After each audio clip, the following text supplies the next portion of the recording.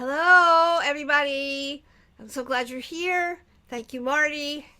It's always exciting to have you gather with us and to share some hopefully good and useful information. And tonight's webinar is about vocal exercises. Now, if you study formal classical singing, you do exercises. If you study other kinds of singing, you might do them, you might not. And so I think it depends on where you are and what you're doing. There is no formal anything about voice lessons. So some teachers don't do any exercises, but maybe they do some brief warm-ups. You go up and down, you get loud and soft, and then you sing songs. Other people might spend the whole lesson working on what we used to call vocal technique, which I am trying to call vocal function now, which is ways that we get the voice to do more and be more and express more. And they are exercises which expand your capacity to use your voice in as many different directions as you would like. So we're going to talk about those things. And then in your handout, you do have a little handout that either you got already or you will get, which is my explanation of exercises in a general way. It's important to understand that, well, you'll see. We're gonna go ahead and I'm gonna share the screen, and I'm gonna go here, and we're gonna take a look at the slides, and I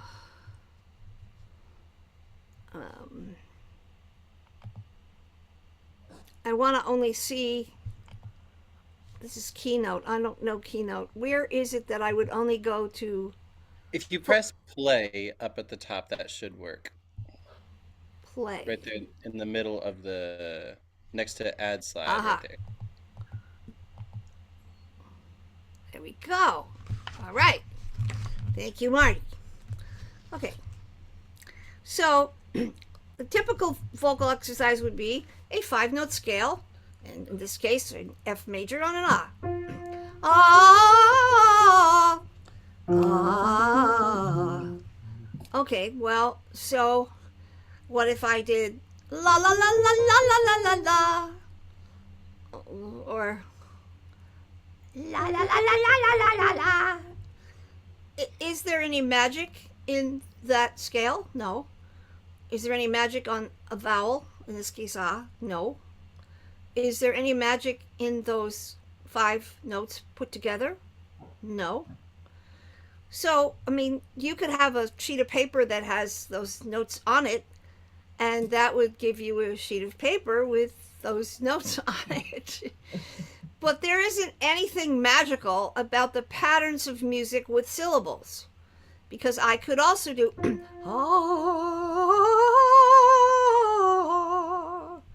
and that would be a whole other thing. So it's not the what, it's the how. So we want to be sure that we understand that about exercises. And so, why is this not changing to the next slide? If you use the arrow buttons, that should take it to the next slide. Yeah, it should, but it's not working. That's strange. Mm-hmm. Oh, wait, did you do that? I did not do that. Oh, well, now that's weird. Okay, well, now it's working. Okay, sorry. It's not the what, it's the how. So, if you are working with vocal function, the things you want to ask yourself are, is the volume loud or soft? Is the pitch range high or low? And that would depend on the person who's singing. Not high for me, but high for whoever it is that's singing. And that changes. Is the vowel an open vowel or a closed vowel? Meaning, is your mouth open like on ah and o, or is it closed like e, oo? And what register quality is dominant? That's probably the most important thing to ask yourself. If you're not familiar with registers, then you won't even know what that question's about. And did you notice how much the person inhaled air? Was it just, which is hardly any air, or was it, which is a lot of air? And while they did that, what did their posture look like? And what kind of quality does the sound have? Is the sound swallowed, muffled, caught, squeezed? Is it clear? Is it breathy? Is it nasal? What is it that you hear while they're singing a 5 note scale on ah? And are those choices or are they accidents? Does a person know that that's what they're doing, or have they no idea that that's what they're doing? Now it's not working again. Come on. I don't know. Won't go.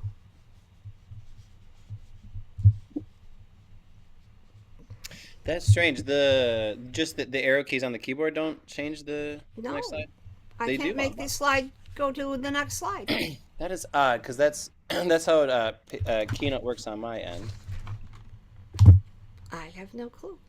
And there's no place else for me to go.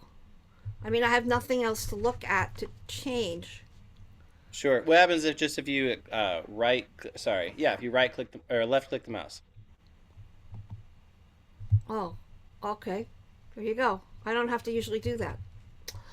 That's what happens when you do new things. You have to learn.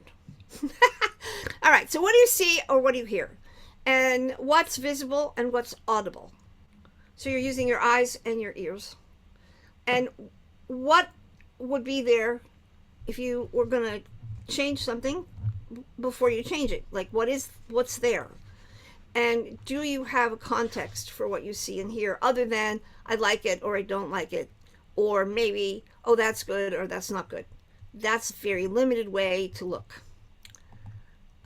Singers, things that singers encounter or teachers encounter are things that you have as a preconceived notion. So their singers should sound a certain way, or they must create a specific kind of sound, and they have to have a certain kind of resonance or a certain kind of breath support, and that will always give the singer the desired results. And singing teachers must know how a singer should sound before they open their mouth, and the teacher should decide who is and isn't talented and who can and cannot be trained. All of those are not useful ideas. We do not want those ideas. Most people don't fit in a pattern like that. And so those that do can often end up very frustrated, discouraged, unhappy, despondent, or if you're a hard-headed person like I was, determined to see why am I having these experiences. So it's important to know what is normal, healthy vocal function. A lot of people don't know. They have no reason to know, so you have to learn if you don't know. And so when we look at that, we also want to look at what's normal for a child, what's normal for a teenager, what would be normal for a college student, an adult, or a senior citizen. Some of that would be the same universally, and some of it would change. And also, what is the person going to sing? Is this a classical singer, a rocker, somebody singing music theater, somebody doing jazz or country or alternative music? Each of those things is unique and different, and yes, there may be some commonality between them. Yes, that's true. But they also are very different. A classical singer does not sound like a rock singer. A country singer doesn't sound like a jazz vocalist. So we need to take those things into consideration. Now, when you work with exercises, the exercises are the stimulus, and the sound that the student makes is the response to the stimulus. So the system is stimulus response, stimulus response. I ask for something, the student gives me that. I ask for something, the student gives me that. If I ask 3 times in a row for something and I am getting a response that I don't want to have, or I don't think is useful, then change the exercise. Instead of trying to beat the exercise into the ground, or get the student to keep trying to do what I think they need to do and it's still not working. So the response is what it is, And it's the teacher's job to change the stimulus so they get a different response. That's why you have to understand the intention of the exercise and the normal or typical response that exercise should produce in the average person. Now, when you understand vocal physiology, which you really should do, then you have to take a look at what happens in the throat when somebody's singing. And you can't see that from the outside. So that means you have to learn to comprehend what each aspect of the sound is as a response and whether or not it contributes to or inhibits the results you're looking for. We want to recognize the difference between development and correction. So in a beginner who doesn't have any bad habits or doesn't have a lot of faulty training in their history, you're doing developmental exercises. In somebody who has poor habits vocally, you are doing corrective exercises and then development after the correction of the problem. And you have to understand what factors help and what factors get in the way. So that means you have to understand what is a vocal fold response, what is a vocal tract response. You have to understand, is this something being caused by the shape of the vowel in the mouth, or is there something going on inside the throat that you can't see? You need to understand the physiology and the responses that people in human bodies get when they make sound. Okay? So you don't want to make things up based only on what you do when you sing, because you're not all voices and all people. And I gotta say, most singing teachers teach based on what they do. Not so terrific as a default. So you want to take a look at the broader picture. Now, the two qualities of exercises that we get are based on relaxation and strength. So the exercises which help with relaxation are about comfort, ease, mobility, and a pleasant or beautiful sound. So anything that goes, oh, that's so nice. Oh, how wonderful, makes the voice more pleasant, more beautiful, and allows the person to go, hi, all over the place without fuss. The strengthening exercises are about stamina, power, and penetrating energy. And those, generally speaking, are not particularly beautiful. They're opposites. So if I go, ah, well, that's loud and penetrating, not particularly pretty, right? So, ah is different than ah. And we need both. If you want to have a maximum amount of resilience and power and stamina, you need exercises that promote relaxation and exercises that develop strength. And you need to coordinate that so that it's all assimilated in a comfortable manner. That takes time. Now, we always want to connect to the body.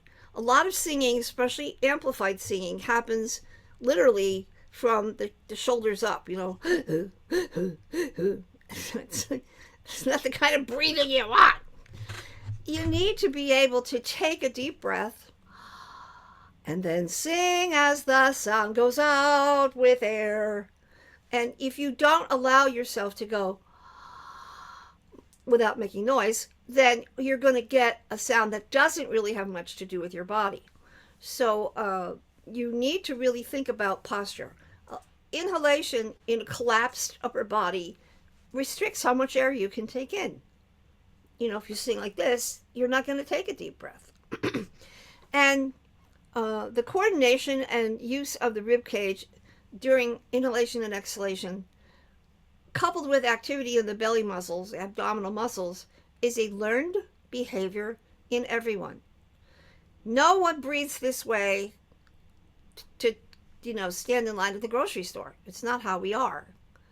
So we have to learn to keep the body open and erect, and to use the rib cage in a way that allows it to stay comfortably lifted and open, to inhale with the idea that we're breathing toward the bottom of the ribs the bottom of the lungs, and allow the expansion to be low in the torso. And then when you sing or when you exhale, you have to help the body stay still in the rib cage and only move in the abdominal muscles, which allows you to regulate the sound so that it is louder or more sustained or goes up higher or actually does all of those.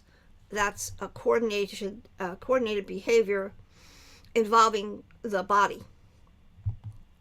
Okay, so if you are a vocalist, the question to ask yourself, and also as a teacher, is why be limited? Why only teach one way, one sound, one position, one resonance, one behavior? As if we were all always the same. I mean, nobody's the same as anybody else. Yes, we all have a larynx, we all have vocal folds, we all have lungs. Yes, in that sense, we are all the same. We all have hands with 5 fingers unless we're born with a deformity or we lose one. But otherwise, hands have 5 fingers, 4 fingers and a thumb. But some hands are big and some are fingers are thin, and all kinds of different ways that the hand can be, and then you can do different things with it. So this has to do with the physical, vocal, musical, spiritual, and self-revealing, self-revelatory aspects of learning to sing as a journey. You want to sound like yourself, but better. You want to expand how it is that you do what you do, and recognize that excellent functional training releases you to create an authentic sound, and that the skills you gain in training should make you sound more like who you are and give you a sense of more authenticity than if you didn't do any training. The journey is up to you. And so as a teacher, you want to always be learning. You want to always be asking yourself, what's the next thing for you to know? And as a teacher, you want the student to say, oh, I never made that sound before. Oh, that's a different way to make that sound. Because then you're helping them discover aspects of their voice that on their own they might not have encountered. And that's a good thing. Now, in somatic voice work, when we do the levels in the training, we start with level 1 because we put everyone on the same page. That is, we all understand the same concepts in the same terminology with the same philosophy and the same intention. And the exercises there are based on the 5 principles of registers, which is chest, head, and mix, chest register, head register, and mix register, and vowel sounds, which we start out as bright and dark, which would be smiley, ha ha ha, that's bright, and dark, which is sad, aw, and posture and breathing, as I just explained. Why? Because even little children understand the difference between ha ha ha and ha ha ha, and they understand the difference between this is a little birdie and this is Santa Claus. I mean, that's what register quality is. Then in level 2, we develop into the particulars involved in teaching. So first you have to know what the registers are and how they sound and what the vowel sounds do and how they change, and then you have to connect that to some sort of aspect in your body. And then when you go into teaching in level 2, we break the exercises down into ingredients. What ingredients? Kind of what I just said earlier, which is, how fast is it? How slow is it? How loud is it? How soft is it? Is it high? Is it low? Is it slow and sustained, or is it fast and short? Is it basically legato or staccato? Do the sounds change registers, go from chest to head, or they stay in a mix the whole time? And then in level 3, we amplify these tools and we learn to listen more carefully for vocal health and to pay attention to the dynamics between the student and the teacher, to explore what does it mean to teach with compassion and with patience and with kindness and with humility. So nobody's better than anybody else, including the faculty. They're all very wise, very smart, very experienced, knowledgeable teachers, and they share information with each other even though they all have different backgrounds, and that includes me. Okay?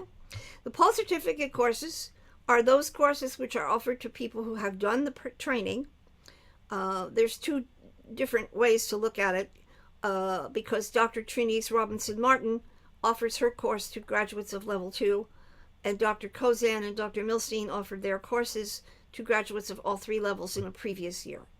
And that's because the post-certificate courses run simultaneously with the levels that are in the Institute. The Somatic Voicework community is supportive and open and honest. And sometimes people disagree. Everybody doesn't always go, oh, how nice, to everything.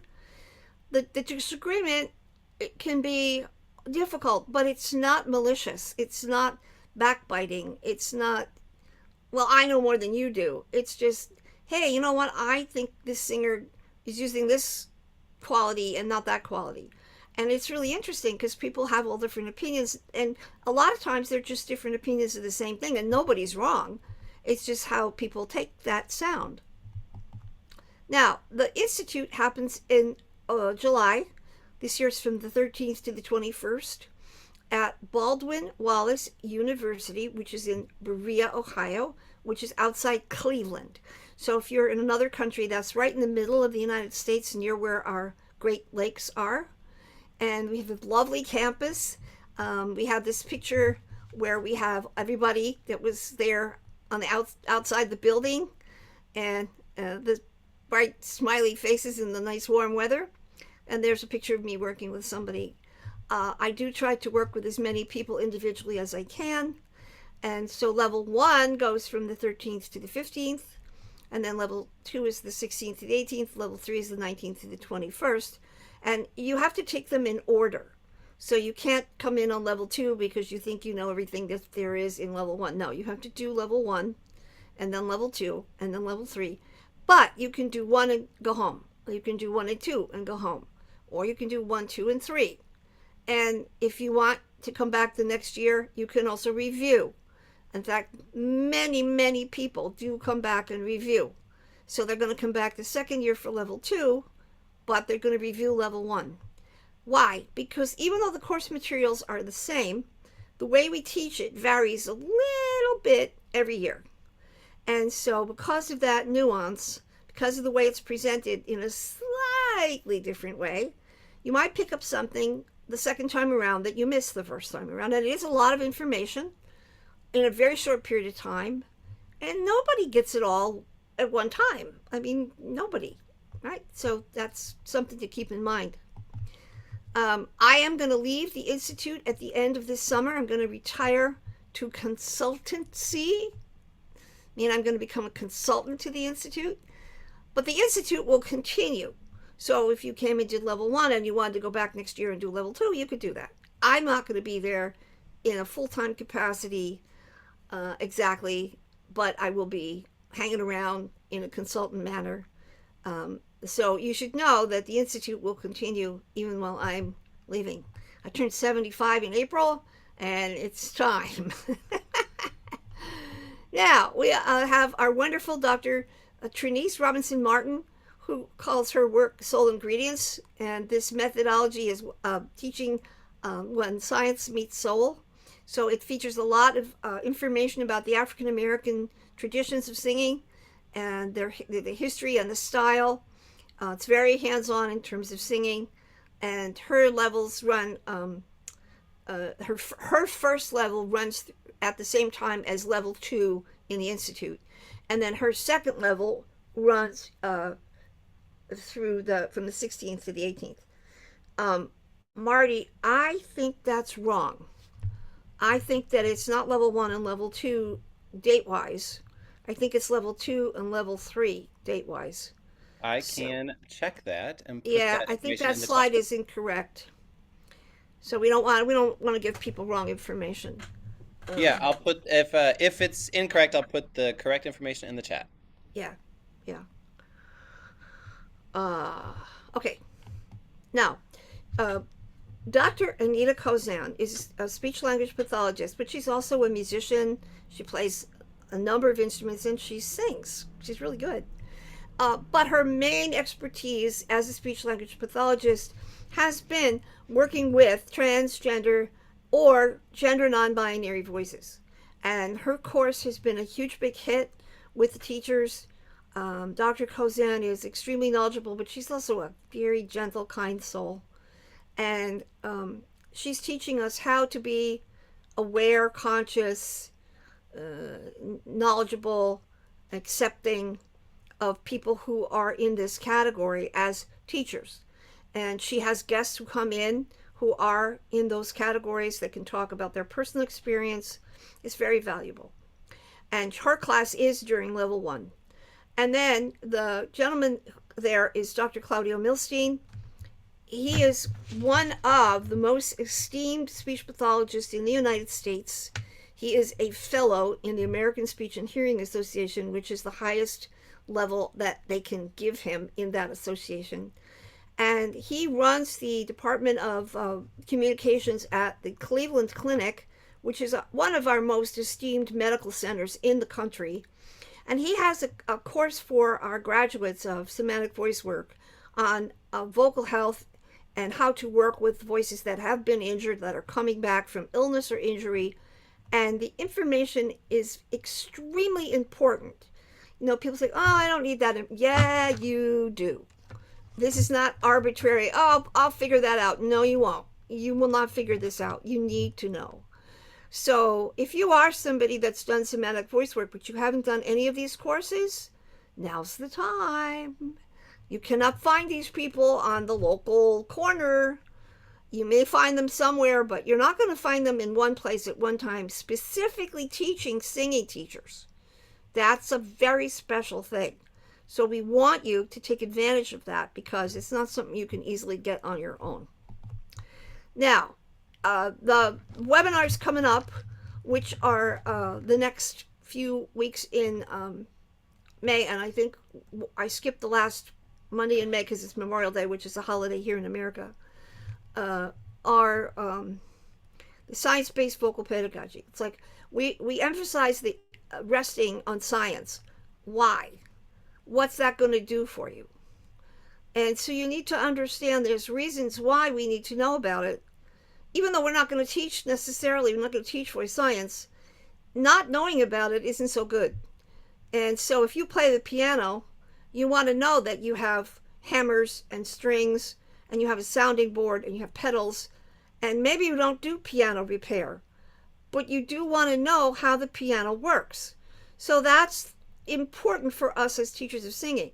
How is it that we make sound so that we understand what's vocal acoustics? What does that mean? And why is that something that's going to help us? Then week 2, I get a lot of requests to work with kids and teens because most of you who are teaching are working with kids and teens or college students. And so what do we want to do with them? And how do we approach the development of young voices? And week 3 will be singing louder, faster, higher, and better. So this is like, I want to be on American Idol, and I just want a few quick tips so I can get high notes and be on American Idol. Okay, so we don't do that. But people ask for that. So I want you to understand if you're going to help somebody sing louder or help somebody be able to move around quickly on their instrument and then go up into the high part of their voice in a way that's comfortable, how do we do that? Like, what's reasonable to accomplish in terms of exercises? And then week 4 is conditional, habitual, and authentic. Why taking your time is the fastest way. So when somebody says, well, I have to be authentic, I have to find my own real true voice, so I can't take any lessons because that's going to change what I do. Wrong. Training is not about changing how you sound. Training should be about discovering what's possible in your sound. I mean, your sound is whatever comes out of your throat. But you can be trained to be what I call a sound making machine, in which case, all you're doing is making the same sound over and over and over again. Or you could be trained to, you don't want to ever train your voice because then that's going to ruin who you are. Both of those are wrong ideas. Okay? Throw those out.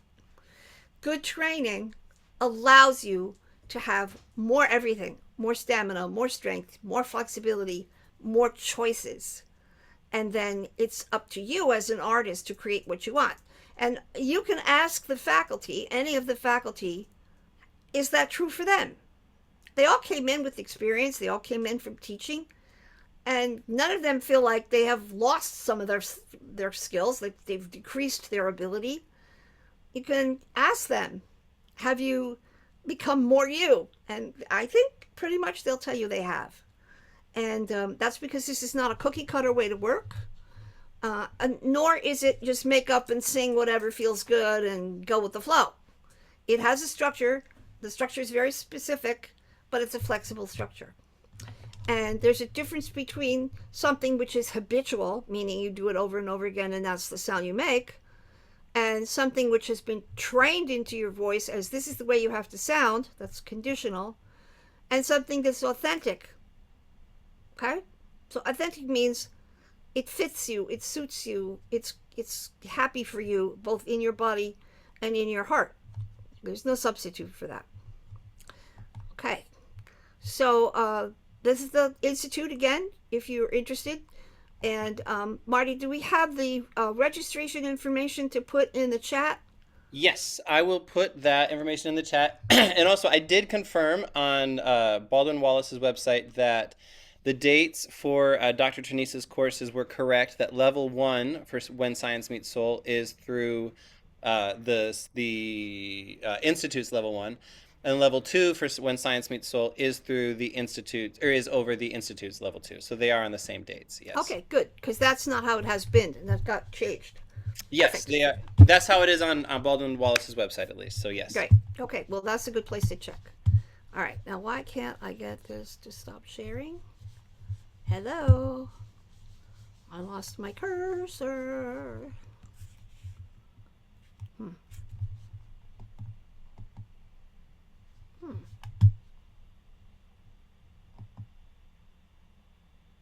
Okay. I think we got it. Yeah. Okay. Now, before I work with the students, Marty, I would be willing to take any questions that anybody might have on the exercises or anything about the course, the Institute. So, Yeah. People, if you have questions about exercises and you want to ask them, put them in the chat, and Marty will take a look at them. And sometimes we combine questions to put people that have similar questions together into one. But go ahead, Marty, and see if anybody has put anything in there that is a question or some kind of information that they would want on the Institute. Yeah. One of them is sort of on this topic. It says, do you offer workshops for voice students to develop their own voice? Which we kind of do, but I think, I mean, if you want to talk about labs for a second, I mean, I know that you offer voice teacher labs. I think that might be valuable information. Yeah, well, the purpose of once somebody has gone through at least level 1, from time to time I do an online lab. So a teacher will come with a student, and the student will sing, and then I will help this teacher learn how to cultivate the next thing with the student. That we develop the voice according to the principles that are in level 1 first. So we develop head register, we develop chest register, we develop the mix in the middle. We teach how to stand, how to breathe in, how to use the breath while you're making sound. And then we work with songs to apply all of that to repertoire and to take a look at what the song is about, what style is it in, what's the range, how comfortable is the student who's singing, and how can we get the exercises to make the song better, to make it sound better and feel better. So hopefully that answers that question.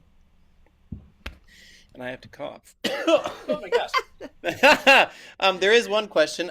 Will there be a course online? And I believe they're talking about the Summer Institute, which is kind of a hot question to answer. Unfortunately not, because of the restrictions that the internet has at the college. I don't have a better explanation for you than that. It's not my choice.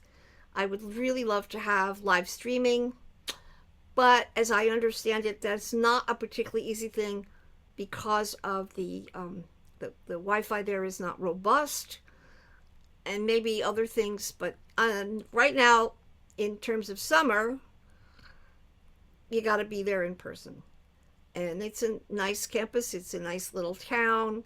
We have a lot of fun. You meet people from all over the place, and it's a lovely way to spend time. Usually, everybody says they meet a lot of colleagues and friends. Some of the people who've been coming to the Institute have made friends that they've kept for the whole of the time, like 2 decades, and they're all over the world. So we have students coming, teachers coming from Brazil, from Australia, from New Zealand, from Europe, from all over Canada, and all over the United States. So it's a great place to come and enjoy your colleagues as you learn. And we try to make it dynamic and interesting. And maybe in the future there will be online availability, but the rest of the online availableness is the webinars, which are a different topic each week. And then I will start to do some of the voice teacher labs for graduates, which is usually a full Sunday, and those are online, so they're available for anybody who wants to participate. And we do record those, so if you're in another time zone and this is for you in the middle of the night, you can watch it after the fact. Okay, anything else? There's a couple others, but I'll save them for later. Okay. They get a little specific, so you might answer these questions when you start working with these students. Okay. All right. So our first student is Yasine. Yeah. Hi. Hello, How are you? I'm good. You? I'm all right. Where are you, Yasine? I'm at my house in North Royalton. Which is what state? Oh, Ohio. Sorry. Oh, you're in Ohio. Okay. And how old are you? I am 16. Okay. And what kinds of stuff do you sing? I like singing. Recently I got into musical theater, but I've always been a big pop singer, so I love singing pop. Okay. And how long have you been taking singing lessons? I just started about like a month ago. Okay. All right. So you're sort of a newbie to lessons, huh? Yeah. All right. So, do you have a song that you want to do for me? Yeah. It's called Ordinary People by John Legend. Okay. All right. So whenever you're ready, why don't you get yourself together and go ahead and sing "Ordinary People"? Okay. Oh wait, like the whole song or like a cut? No, just a part. Yeah, okay, yeah. Short part. Yeah.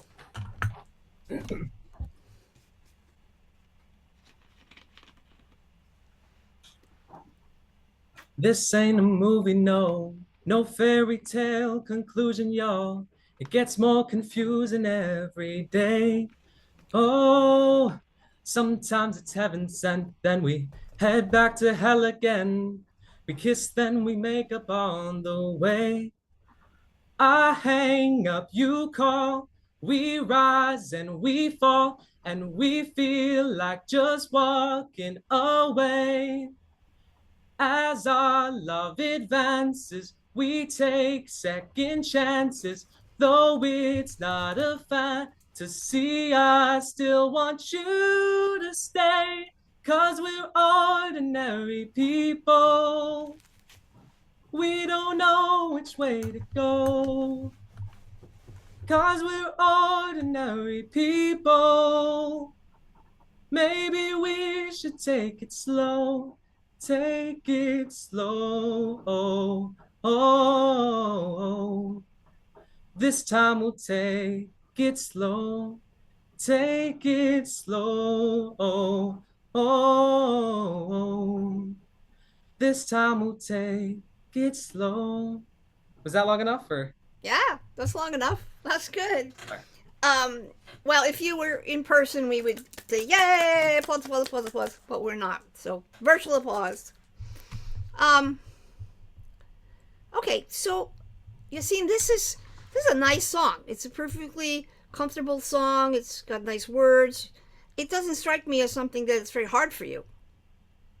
Yeah, I mean it's a newer song to me, but It's not hard for you to sing it. I wouldn't No, think so.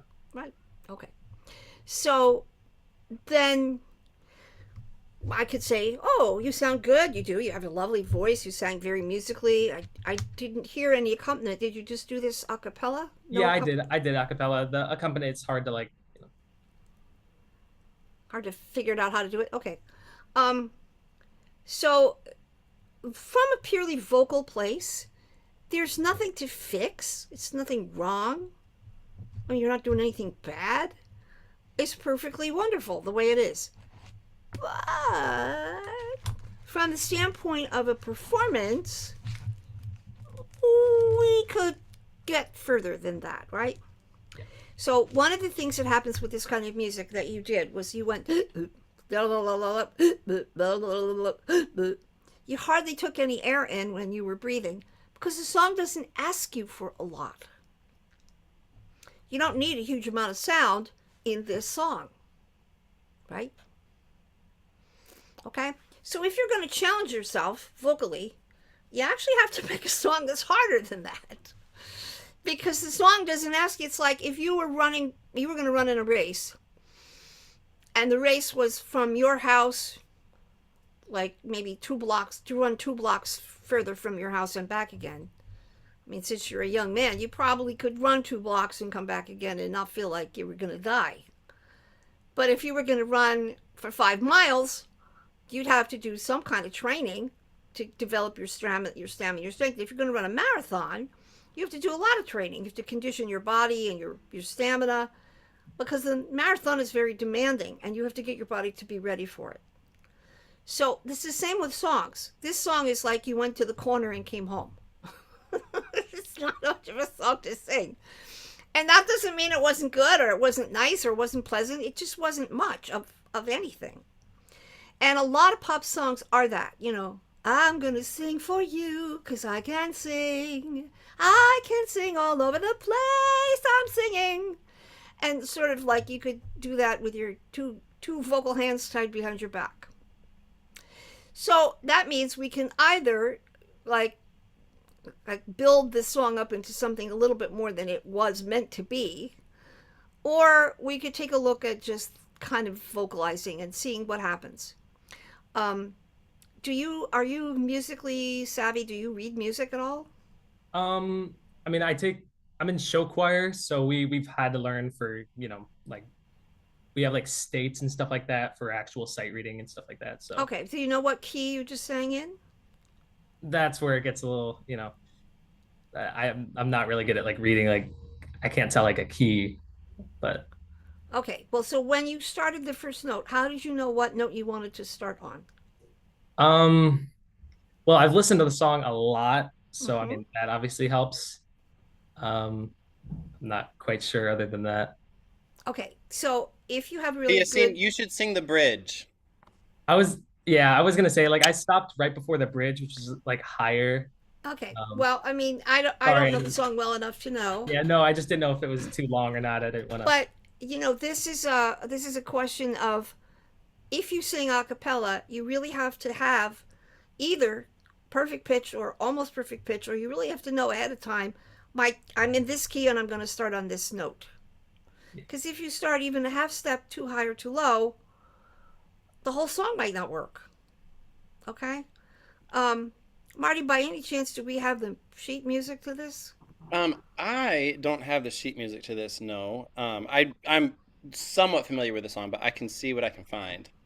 Yeah, I would be interested to see. Yassine, can you sing a little more then go Yeah, into the bridge? yeah. Okay, Can I start from like the chorus again and you then? can start wherever you want, but sit up Yeah. and take your time and really All right. think about your breathing. Okay. Yeah.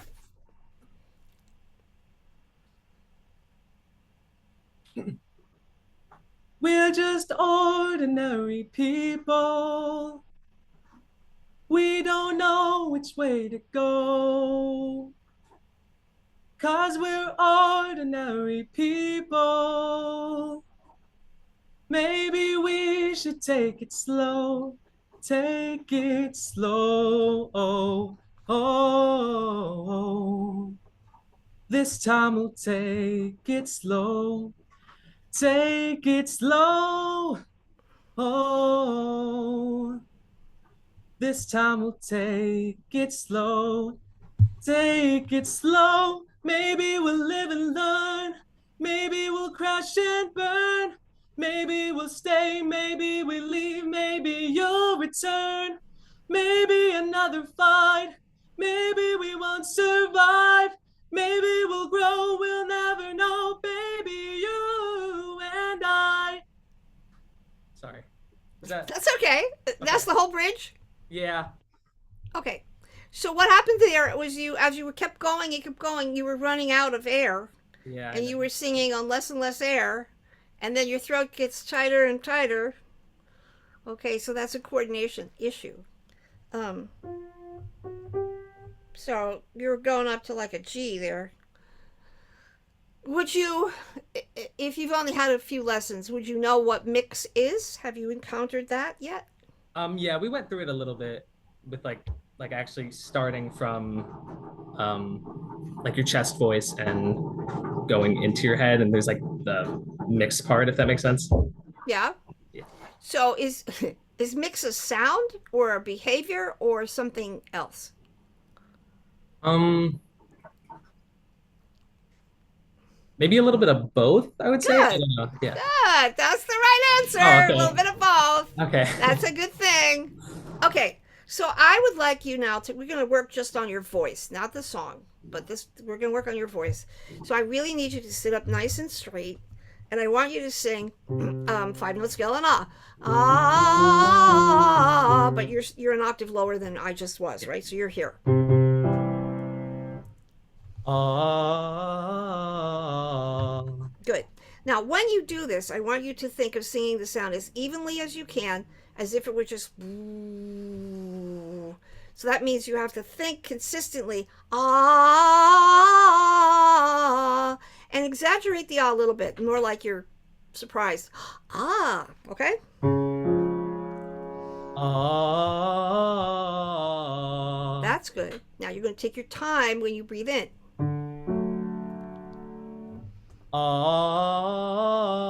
Oh. Good. Now, can you make your face a little happier? Yeah. Ah, I love to sing. Ah.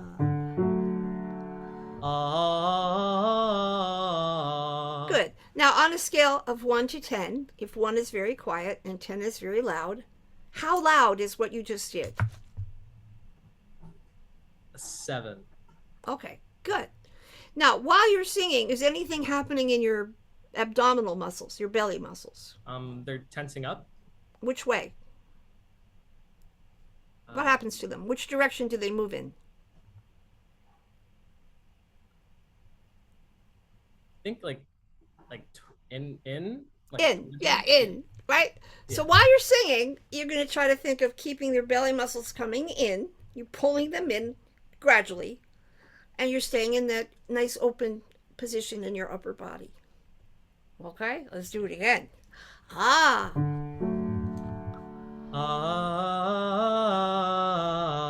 yeah, that's it. Now you're going to do that over and over and over again. We call that waiting for the bus. We repeat and repeat, and while we're looking at our when is that bus coming? Okay.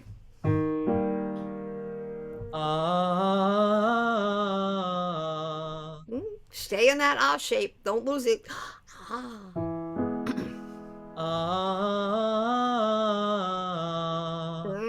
Go back down. Yeah. Now, Yasine, keep track of your face. Look at yourself in the monitor and think, ah. Ideally, I should see a few of your upper teeth. Ah.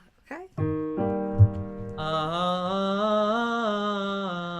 That's it. Now, take your time. Get your ribs up. Take a deep breath.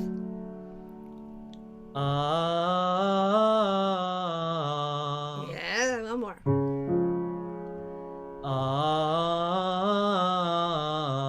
That's good. One more.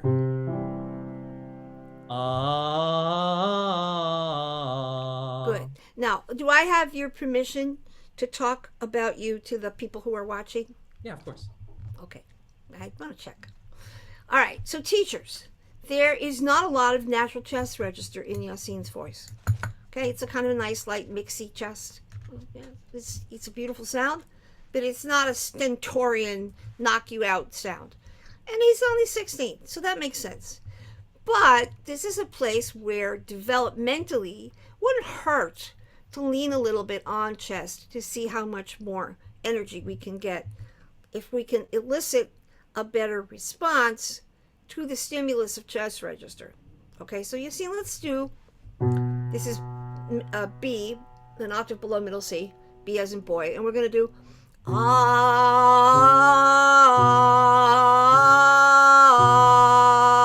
nice steady ah, down there.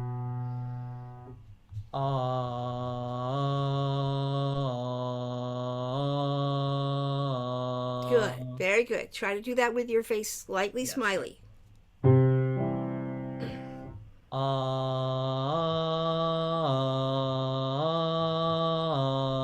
Okay, so now you changed the musical pattern and you went further than I asked you to, which is not the end of the world, but we just want you to go from one note to the next. So this would be do, re, do, or 1, 2, 1, 2, 1. Ah.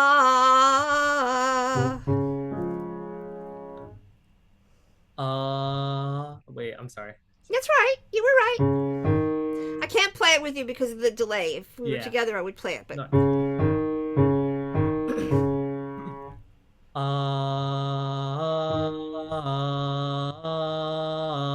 Excellent. That's good. Keep your sit up nice and straight.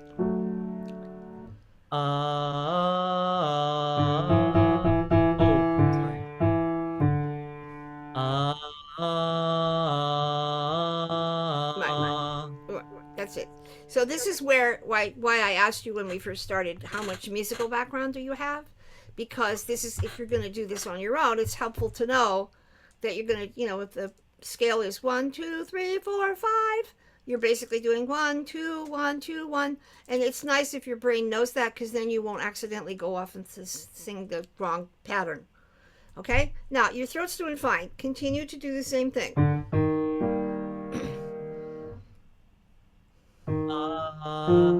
Yep.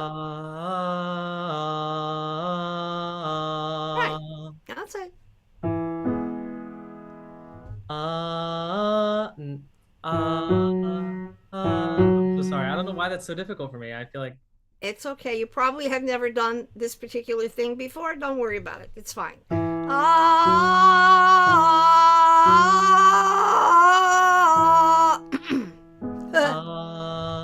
Wait. Yeah. Okay.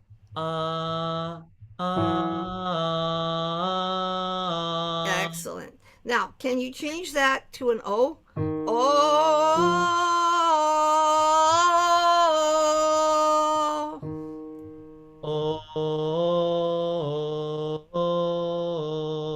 Good. Sit up straight.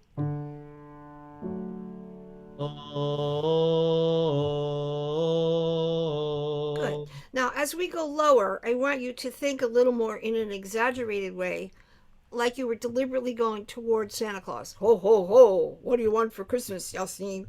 I want you to go, oh, okay?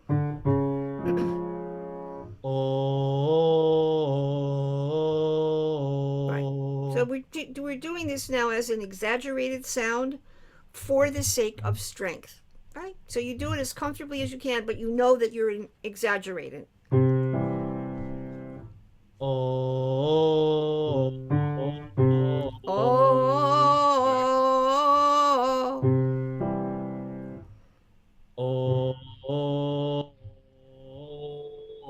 Good.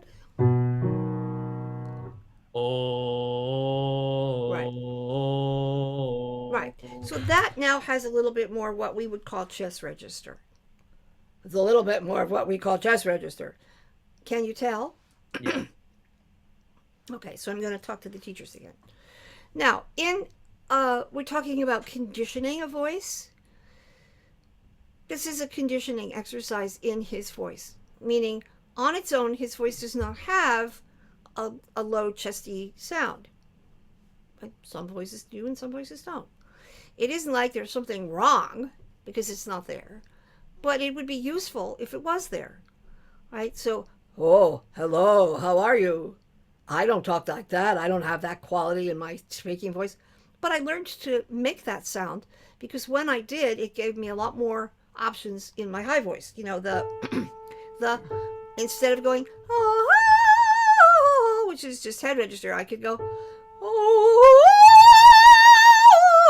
made a big difference in what was possible in other parts of my voice, not just low, right? So this is a developmental exercise done at a comfortably loud volume repetitively.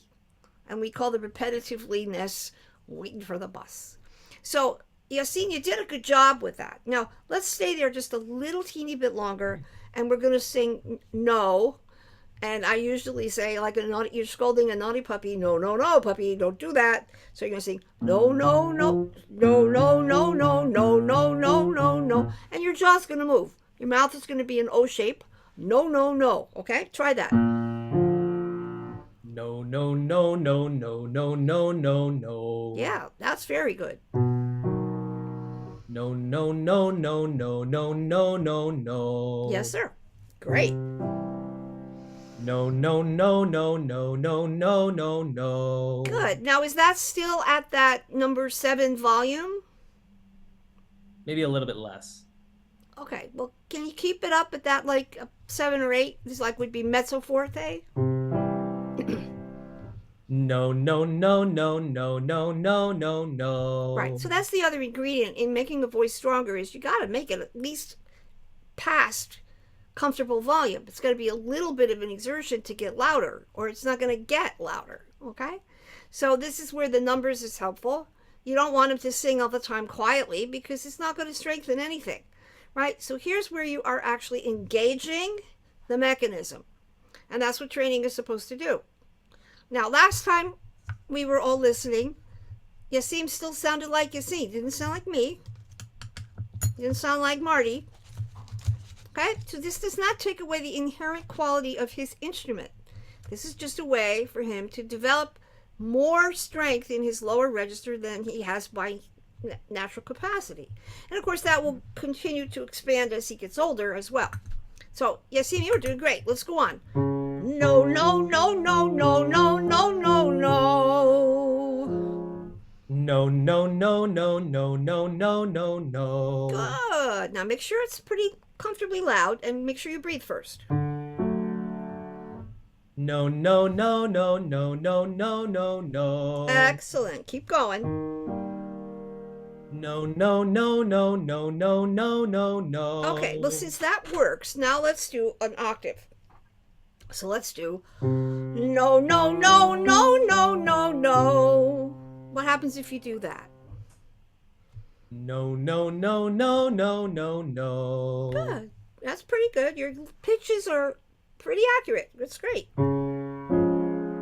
No, no, no, no, no, no, no. Good. Now make sure that first note feels a little bit more like chest register, a little more Santa Clausy. No.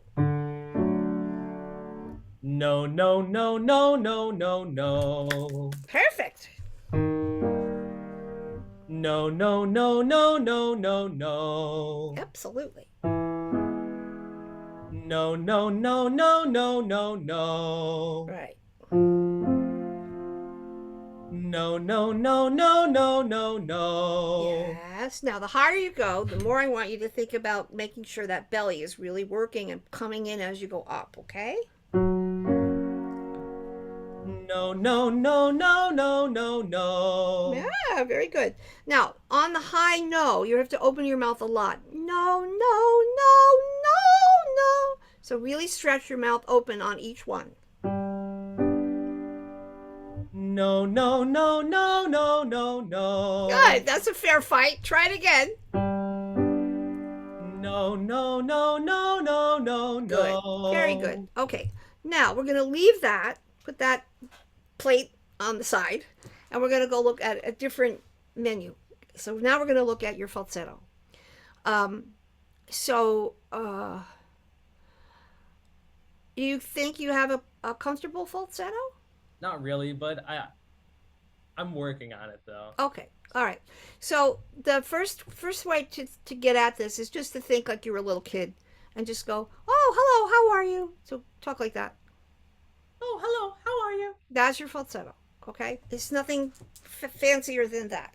So now what you're going to do is try to sing. Try to sing in the sound you just made. This is also an exaggerated place. You don't talk like that, or you probably haven't talked like that in a few years, but you are going to try to stay in that sound for the sake of staying in that sound.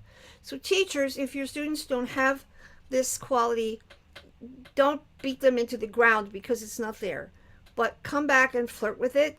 See if you can coax it as the throat gets a little more loose and flexible and also a little stronger. The falsetto can get better. And so that also is a developmental thing. Particularly in a young male voice that has more recently changed, the lower register is coming in on its own slowly. We don't want to push that. We don't want to make it, oh, I'm going to sing in chest. That's not going to work. But we can't ignore it. And the same thing with head. You know, he's not probably going to sing like that. But honestly, Yasine, if you sang doo-wop, you know, ooh, wee, you'd want to have a falsetto because it's very useful in that kind of stuff. So let's have you sing.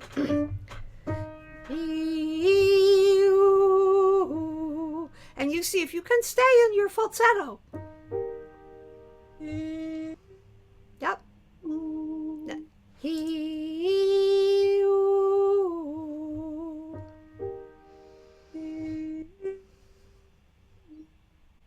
Mm-hmm. Okay. Hey, Yasine, can you make sure your original sound for musicians is back on up in the corner? Thank you. Good. Let's try a little higher. Now these they need help from your breathing, so make sure you take the time to actually feel like you get a good amount of air before you sing. Yeah.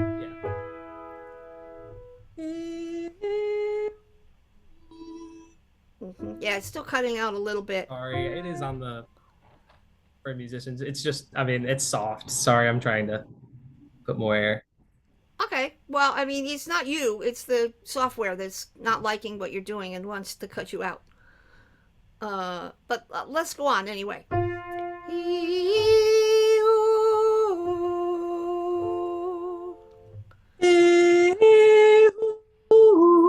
Okay, that's fine.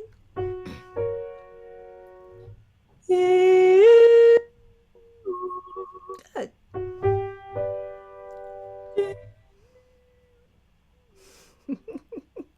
Yeah, Zoom wants to take over. I decide what you can hear. I decide. Yeah, all right. Go on. Good, good. Now let's try the other way around. Ooh, ooh,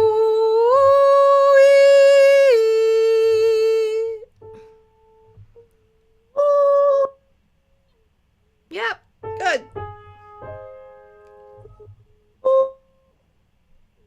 Mm-hmm.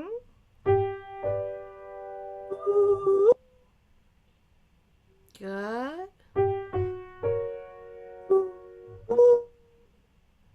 Okay, they sound okay to me.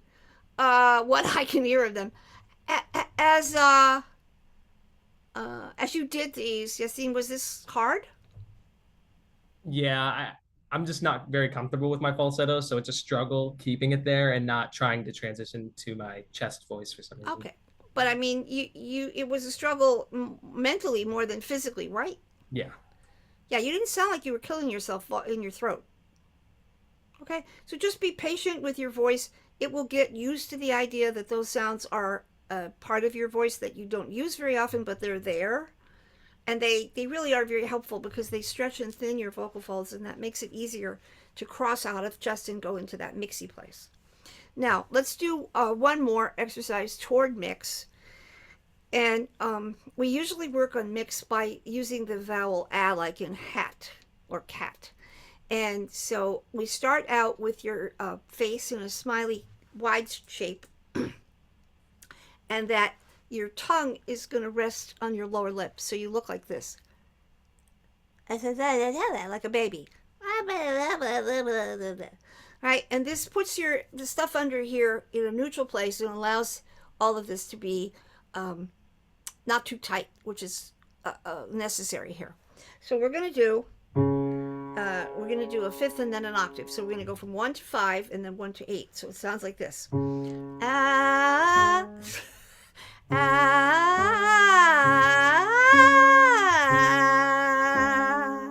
So you're starting down here. This is C sharp. Wait, lower octave as well? Yeah, lower octave. Okay. You're going back down to your speaking voice. Could you play one more time? I'm sorry. Yeah, ah.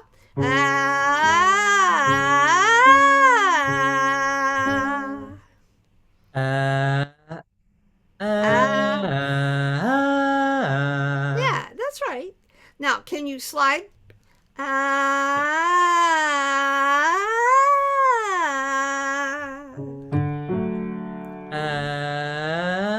Wait, how? Sorry.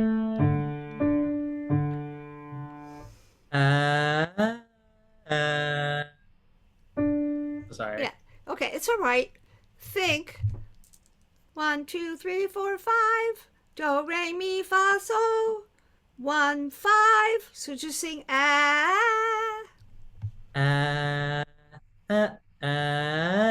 Yeah, that's the first part. Then the second part is 1, 2, 3, 4, 5, 6, 7, 8. So then it's 1, 5, 1, 8, 1. And this is where the musical part is helpful because it gives your head, your brain something to hang on to. Okay? The first pattern, if you go back to do, a deer, a female deer, re, a drop of golden sun, this is like so. That's where we're going. So we're going from do to so, and then do back up to do. Do, so. Oh, my throat. So notes I can't do. Do, so, do, do. So that's the pattern. Let's try it again.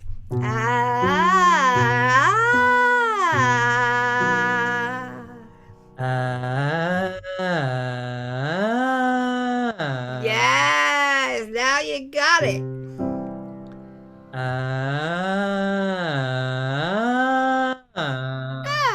Good. Oh, too high. Sorry.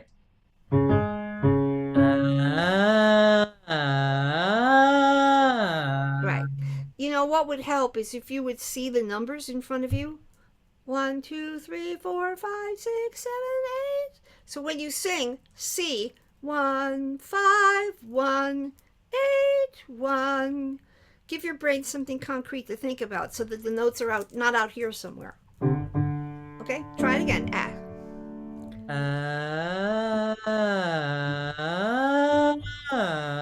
Yeah, good. Now, mentally, where were those numbers? Where did you see them? Like right in front of me, like above the screen. Good. Like a ladder. Like it's Yeah. 1, 2, 3, 4, 5, 6, 7, 8 on a ladder. Okay? Sorry.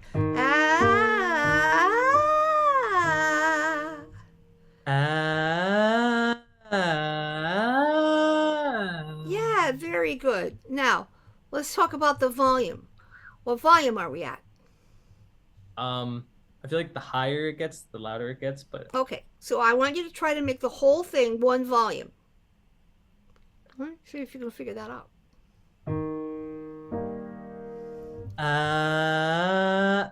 sorry.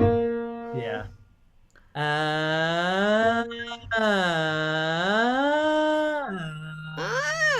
See, that time was really good because you knew what you were thinking about. Yeah. Now let's see if you can do 2 or 3 of those in a row, the same.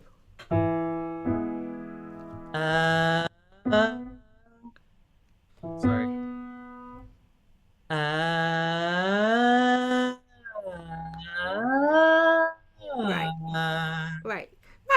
Right. Now,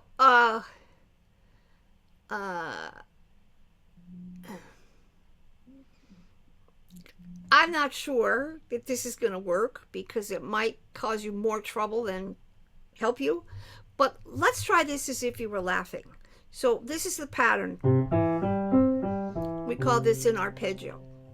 And so what we're doing is skipping notes. So we're singing 1, 3, 5, and 8. So we're skipping 2, 4, and 6 and 7.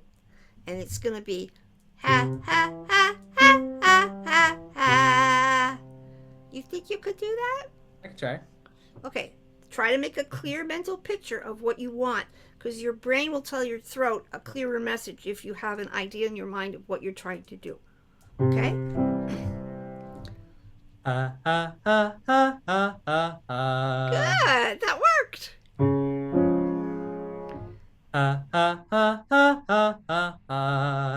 Yep.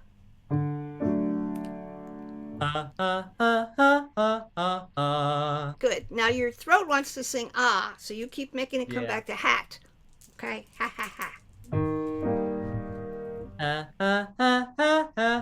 Excellent. That's very good. Yes, sir. Very nice. Breathe first.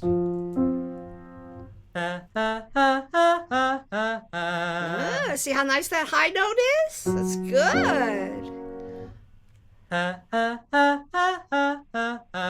Absolutely. Now you need to get a little louder, so use your belly deliberately on each note.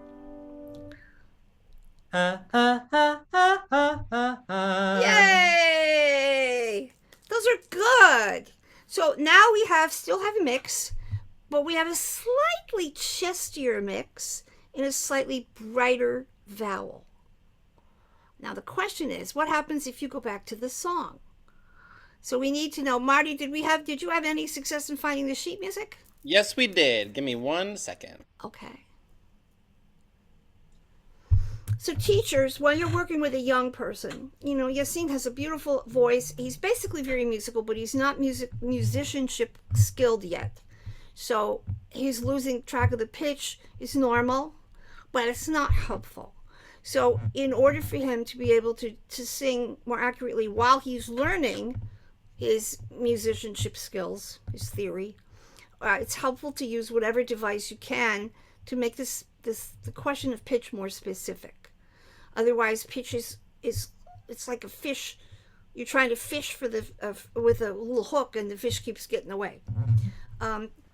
Many people who are musically expressive and have a lovely voice and sound don't have the musicianship side, because that is an intellectual skill, and so you can help put that together for a young person, even an adult beginner, by giving some concrete notion of how to think, rather than just pounding on the notes and saying, well, that's not the note, get the note, get the note. That's not helpful.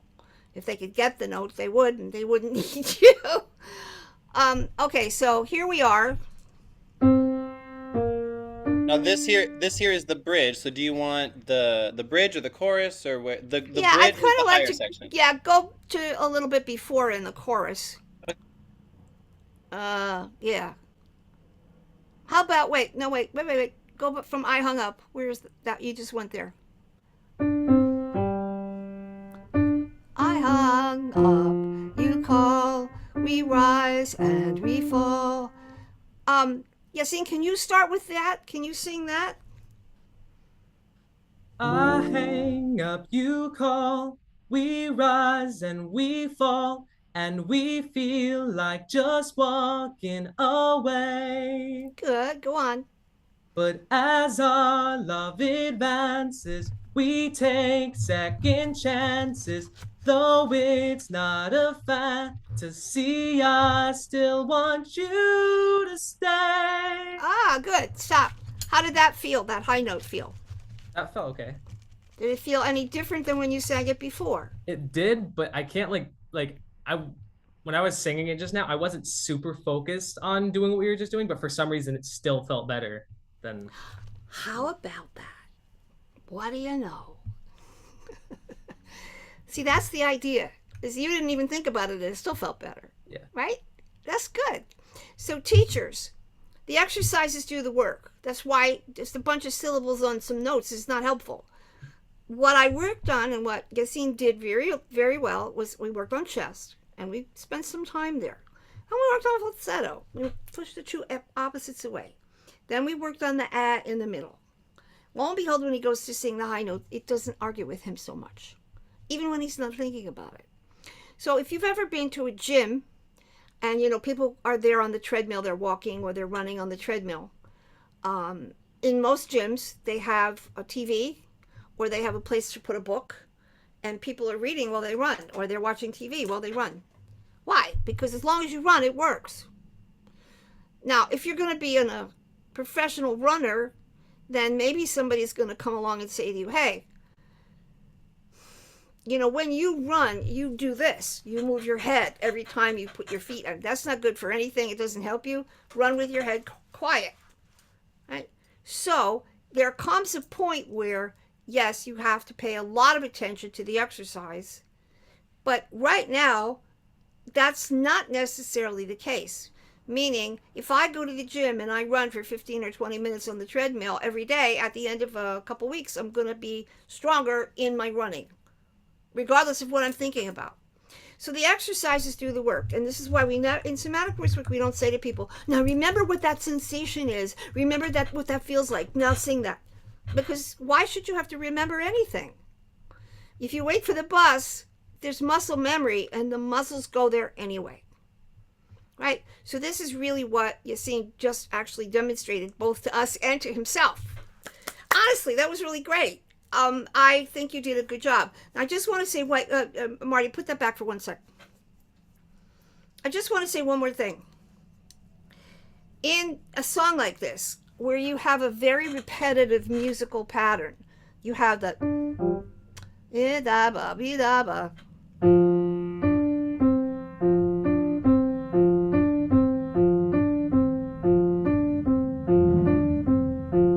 got 5 of those in a row. Why? See, this is why a lot of people who compose music, they don't think that way about why. They just write because they write. So the words here, but as our love advances, we take second chances, though it's not a fantasy, I still want you to stay. So, Yasine, when you sing this, think, but as our love advances, we take second chances. Though it's not a fantasy, I still want you to stay. And put those in chunks in your mind, because otherwise, we as listeners we hear da da da da da da da da da da da da da, and it gets very repetitive and puts us to sleep. And that's not your fault. That's the way it's written. So I need you to think as much as possible, one thought at a time. So say, but as our love advances. So say that. But as our love advances. Right. And then we take second chances. We take second chances. Though it's not a fantasy. Though it's not a fantasy. I still want you to stay. I still want you to stay. Okay, that's good. Can you sing with those thoughts in your mind? Start with but. But as our love advances, we take second chances. Though it's not a fantasy, I still want you to stay. Way better. I understood you better because you were thinking about the words, and then I get the communication of the words better. Is that okay? Yeah. Good. All right, I have to stop. Thank you so much, everybody. Applause for Yasine. Yay! That's great. Okay, so now we have Meg.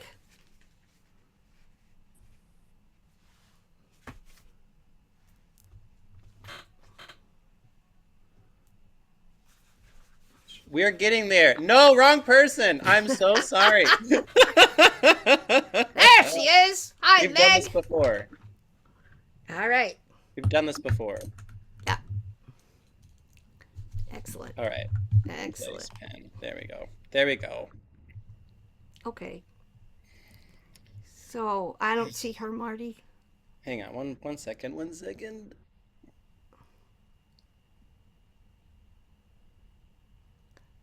The wonders of Zoom. We There got she it. is. Okay. Hi, Meg. So now I have to ask you the same questions, which is, where are you?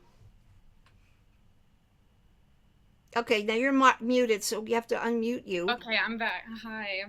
And where are you? Where are you? I'm at Heidelberg University in Tiffin, Ohio. Okay, you're also in Ohio, right? Hmm. And what year of school are you in? I'm a freshman. Okay. And what kinds of stuff do you sing? I sang classical for majority of my life, but ever since being a musical theater major, I've had to get used to singing in musical theater styles and working on my mix and my belt and stuff like that. So, Okay, that's cool. How old are mhm. you? I'm 18. Okay. All right. Now, are you going to sing a song for me? Yes, I am. Okay.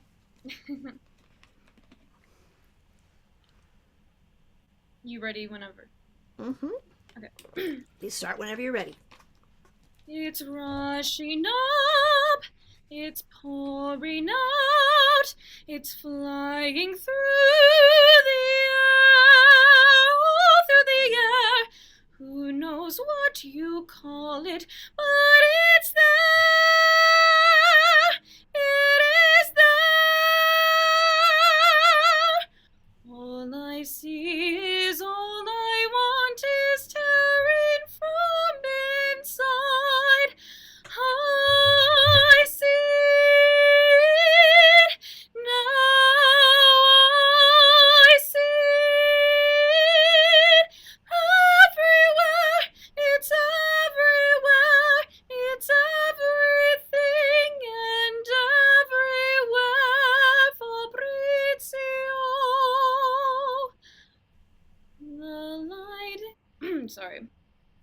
The light in the piazza, my love. Yay! Okay. So this is the same question I asked before. You were singing this a cappella, yeah? Yes. And was there a reason why you didn't want to sing with the accompaniment? I don't have I don't have a backing track that I necessarily can trust, and the accompaniment for that song is very confusing.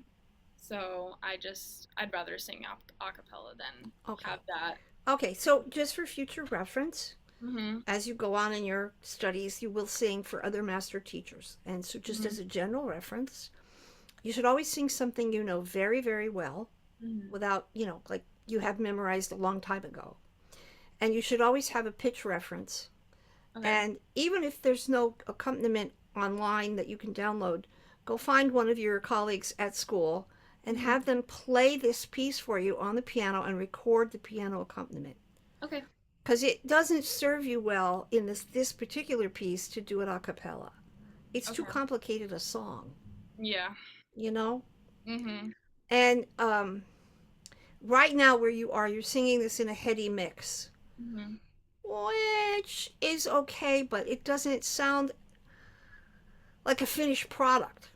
Yeah. Okay, so even though I know you're still working on it. Mhm. Uh, you want in a masterclass situation, you want to try to sing something that you can sing to the best of your ability, because the master teacher is going to tweak it, but Mhm. not reconstruct it because you don't have time in a masterclass. Yeah. So I'm going to work with you a little bit like I did with Yasine and just see if we Okay. can get your voice to work a little more. Okay. But you have to think about music theater generally needs to come out of a spoken place. And Mhm. mostly we think of speaking in chest register, even though it doesn't have to be chest register. You don't want to talk like Mhm. that. But you don't want to talk like that either, Mhm. because we don't talk that way.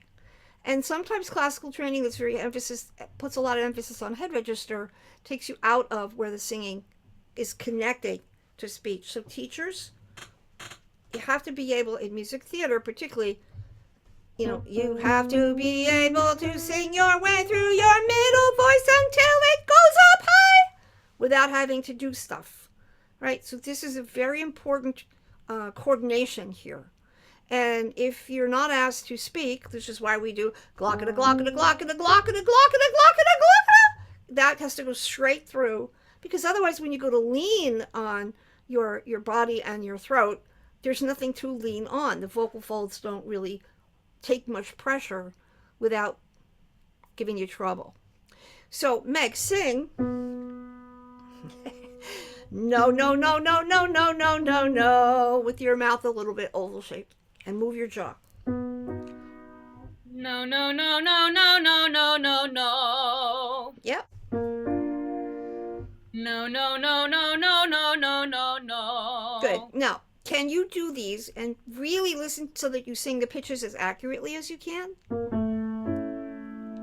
No, no, no, no, no, no, no, no, no. Oh, yeah, that's better. No, no, no, no, no, no, no, no, no. Right.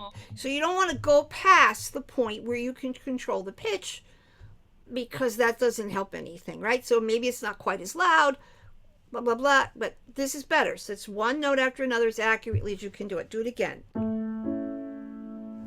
No, no, no, no, no, no, no, no, no. Good. Now be careful on the way down that it stays in that same pattern, right? No, no, no, no, no, no, no, no, no. Right. So no, no, no, no, no. Make sure that second one down, the fourth, on that fourth note comes coming down. Do it again. No, no, no, no, no, no, no, no, no. Right. So where it wants to go off pitches on the E flat and the E. Why? Because that's right in the middle of that transition from chest to head, right? So pay attention to those notes and tell your throat, hey, throat, come here. Go to the right pitches here. Do it again. No, no, no, no, no, no, no, no, no. That's better. No, no, no, no, no, no, no, no, no. Right. So then on the top, that's G. So that's about where your throat says, why am I still here? I should go to head register now. Right? So this is where you have to be patient because we're trying to get it to continue without flipping. Right? So that was what you did was good. Do it again. No, no, no, no, no, no, no, Right. no. That's just fine. Now come back down again. No, no, no, no, no, no, no, no, no.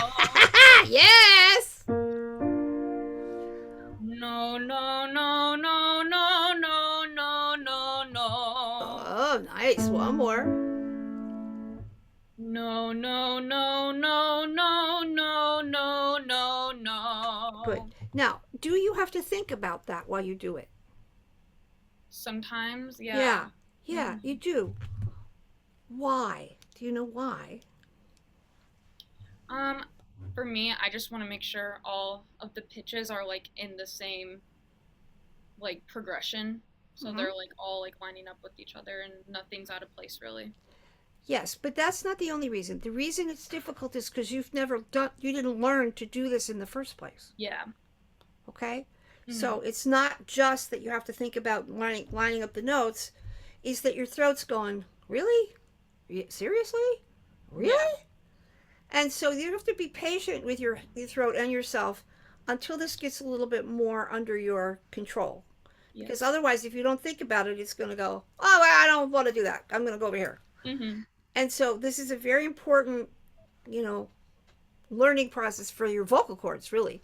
Now, this is a different variation on the same idea. So now we're going to do NG with your mouth open. So that would be if you said string, and also we're going to vocalize with that sound, string. So we're going to do.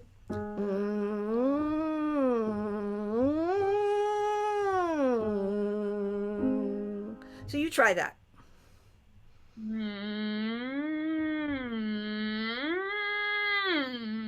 Good. Now your job with this is to make the slide as smooth as possible and to control the whole thing at a consistent volume. So stand up nice and straight, sit up straight, and take a good breath and think about, okay?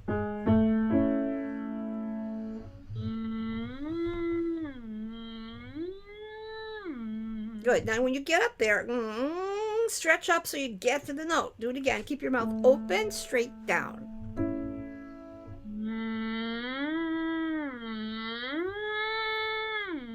Good. Now I'm gonna exaggerate this so you can hear it. Okay.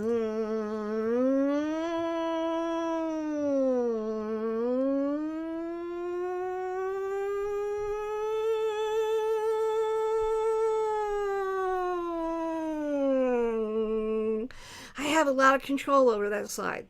So, Yeah.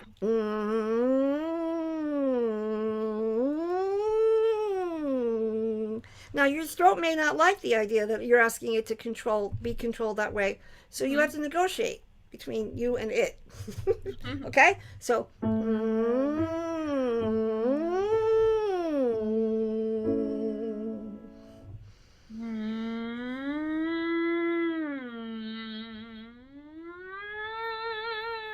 yeah, that's where we're going.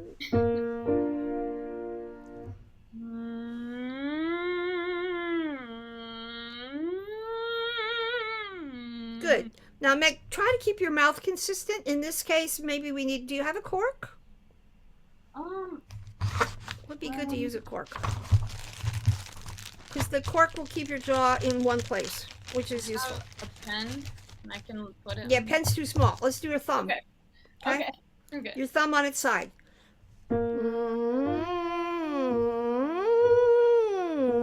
Don't bite your thumb. Okay.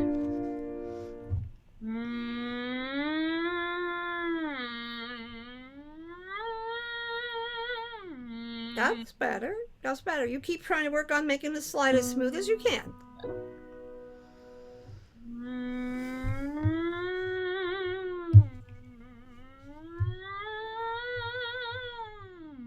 That was better. That was better.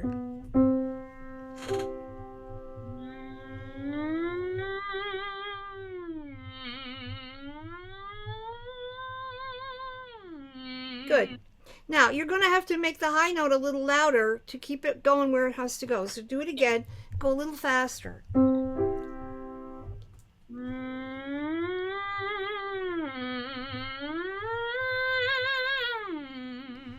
Yep.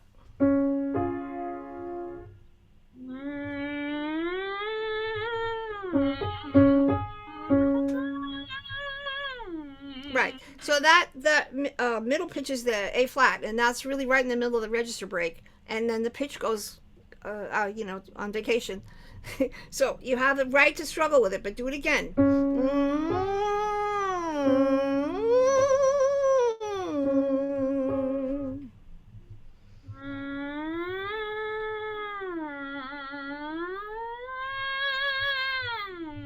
Yeah, that was good. That was a little tight on top, but we'll live with that.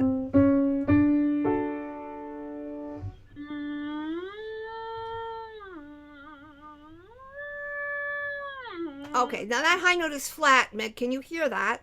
Yeah. So you need to put more breath pressure underneath you. Take a deeper breath. Keep your ribs up. Use your belly.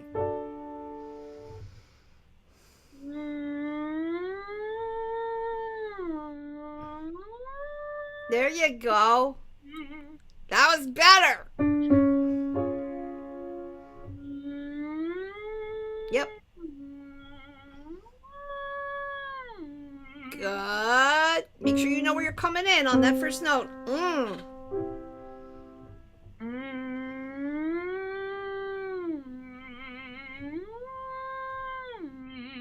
Okay, now take your thumb out and sing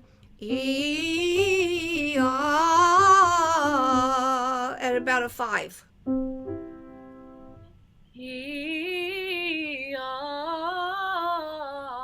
Okay, so you really listen to yourself there and do it again.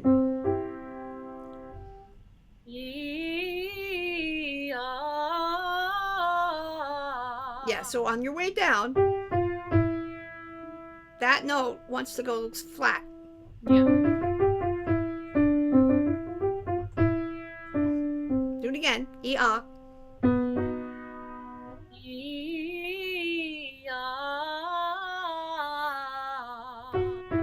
Okay, so just sing down. Ah.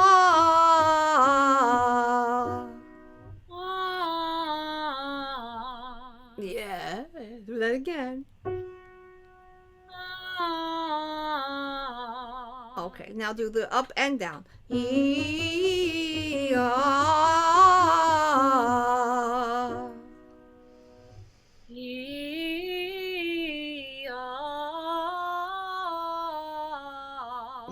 got to really think about it.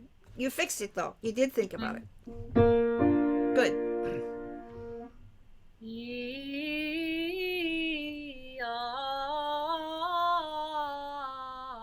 Good. Now, when you do open your mouth a little more.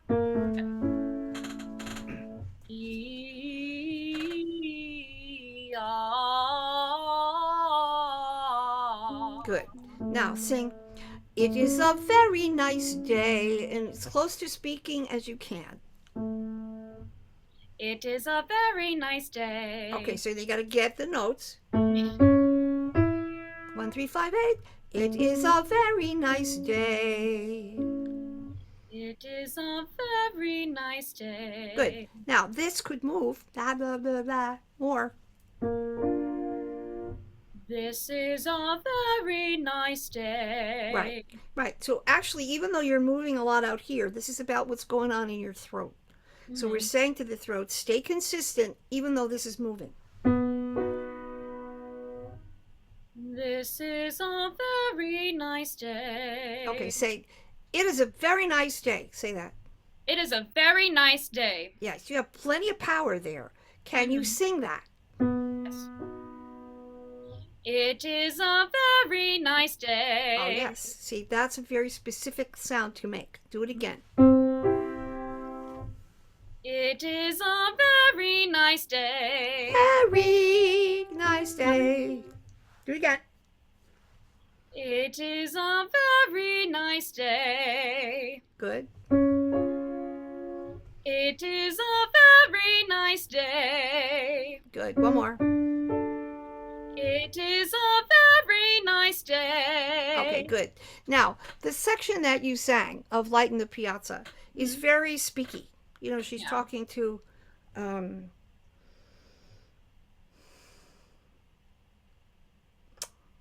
can't think of his name. The Italian kid's name. What's his name? Fabrizio. I think I would remember that. So can you speak the words of the part that you sang for me? It's rushing up. It's coming out. It's flying through the air. All through the air. Who knows what you call it, but it's there. Okay, stop. Now, how much more like a natural person can you say those words? Not just reciting them, but say them like you were saying them, okay? It's rushing up. It's coming out. It's flying through the air. All through the air. Who knows what you call it, but it's there. It is there. Well, okay, now what is the it? It's the light. She's like, it's like her seeing it for the first time. It's just like the light coming out of like the piazza, I think, and she's like really enjoying how it looks and how it's making her feel. Mm-hmm. Okay, that's a good just explanation. I mean, basically she's falling in love for the first time. Yeah.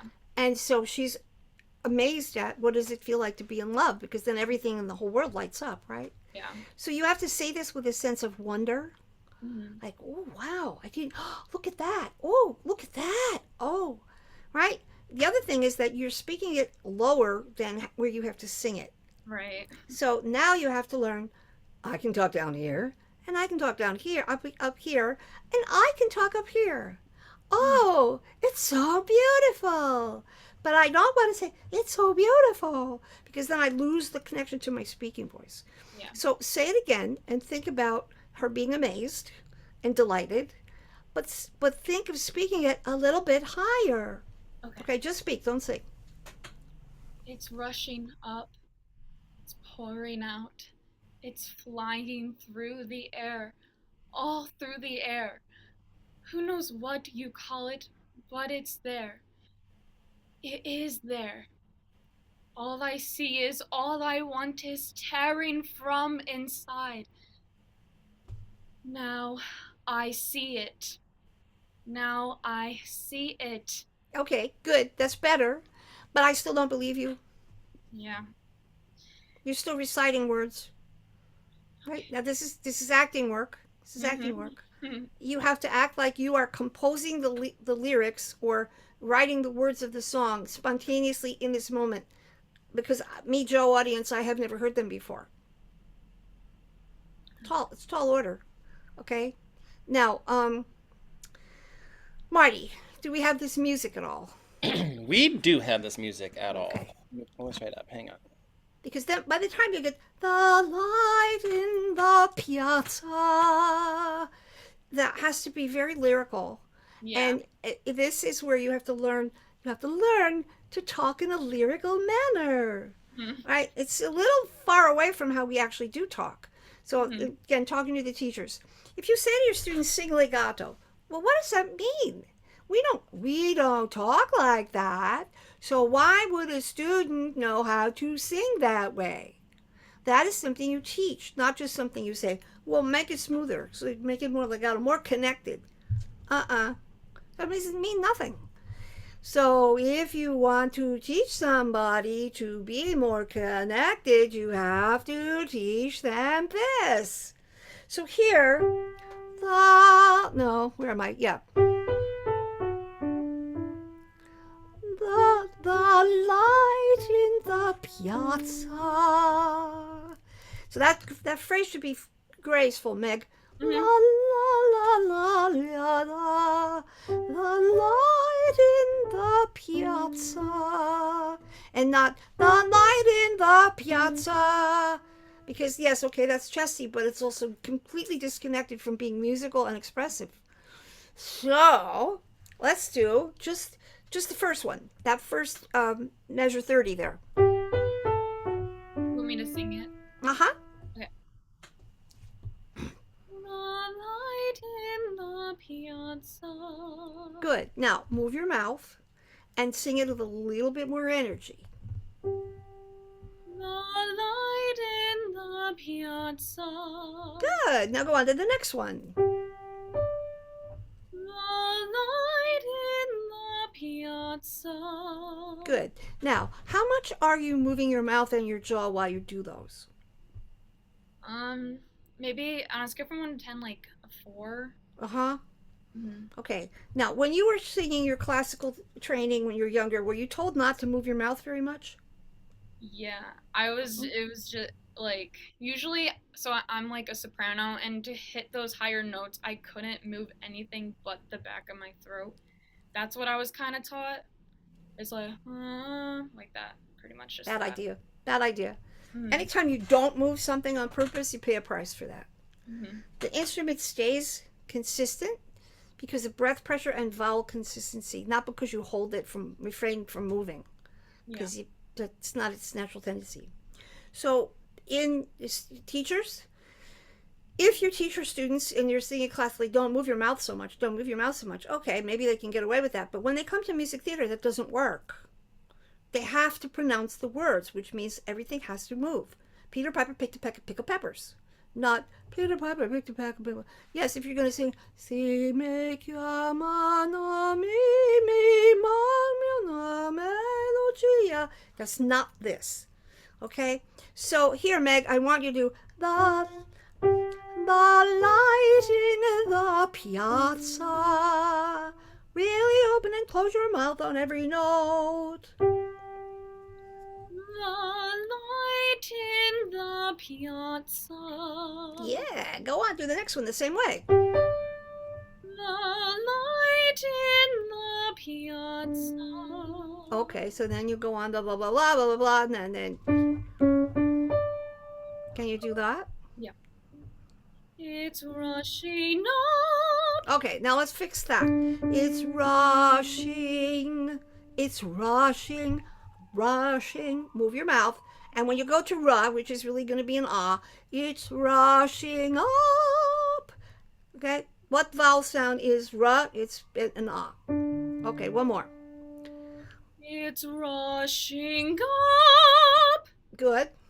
It's pouring out. It's pouring out. Okay, now don't put a g in your jing. Okay, it's not pouring out. It's pouring out. Okay? It's rushing up. It's pouring out. Do it again from the first one. It's rushing up. Good. It's pouring out. Good. Go on. It's flying through the air. Oh, through the air. Okay. Marty, scroll down for me.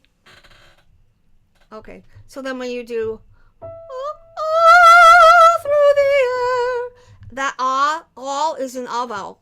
Ah.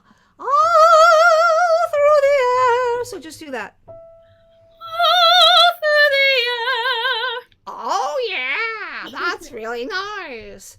So these jumps here, who knows what you call it, but it's there, it's there. And then when you get to there, you're gonna sing there, and don't put a vowel until you get to the end. Go from who knows what.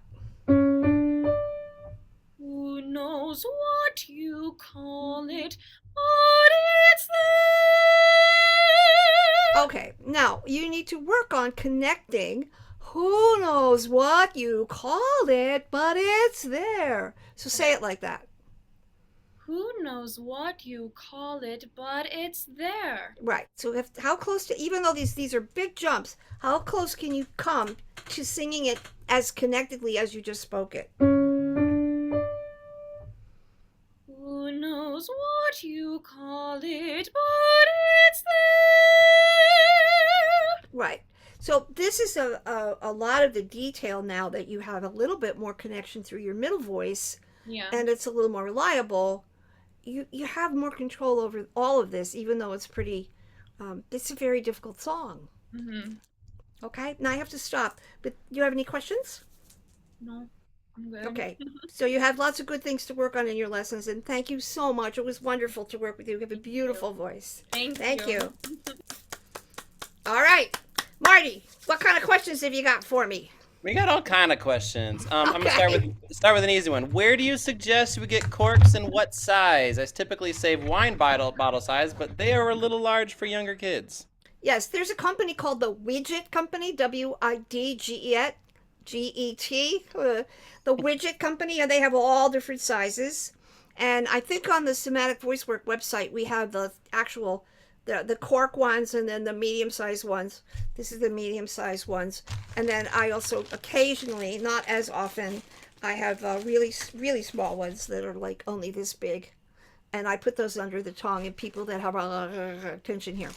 But the medium size and the cork size. So what you want in terms of measurements, the medium sized corks are slightly smaller than the wine corks in terms of diameter, but the bottom of them, because they taper, this is a lot smaller. So this is the equivalent of probably an index finger this side, and the wine cork is like the thumb for most people. And so you can figure that out. And I do think we have the measurements on the Somatic Voicework website, www.somaticvoicework.com. Widget Company. Okay. Done. If you have participated in the webinars, can you then participate in the voice labs, or do you need to attend the Institute in person first? You cannot do the voice labs until you've done at least level 1. The webinars don't count unless you do the certification. Boom. Nowadays, students want to know all of the physiology of their throats. Is it logical or correct to think that, this might be a two-part question, to think that mixed chest or head, mix is chest and head registers, that your cricoid muscle slowly changes into the thyroretinoid muscle and vice versa? I mean, yes, that is true, but also like, I think the question might be asking, is that crucial for the student to know? It's like teaching the student who's learning to play the piano that the piano has hammers and strings and felts and a sounding board, and the strings are different thicknesses and lengths. Yes, it's useful to know. Doesn't help you play the piano. So it's useful to know their vocal folds change vibratory pattern. It doesn't help you sing. Nice to know, doesn't help you sing. So mix, according to me, is when the vocal folds are in a 50% quotient open close, which you can't know if you don't have a voice analysis software. It shows up as open close, open close, open close. I know that because of the research I did with Dr. Johan Sundberg in 1988. The classical people will tell you it's just a resonance change. No, it's not. And resonance does help.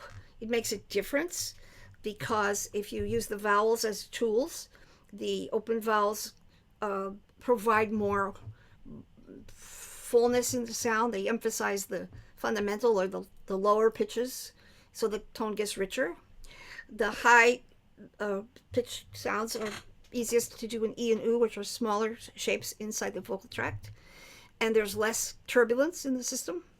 And mix sits on an A vowel or sometimes an E, which in the vowel chart is right in the middle. So it's not as open as A, and it's not as closed as E.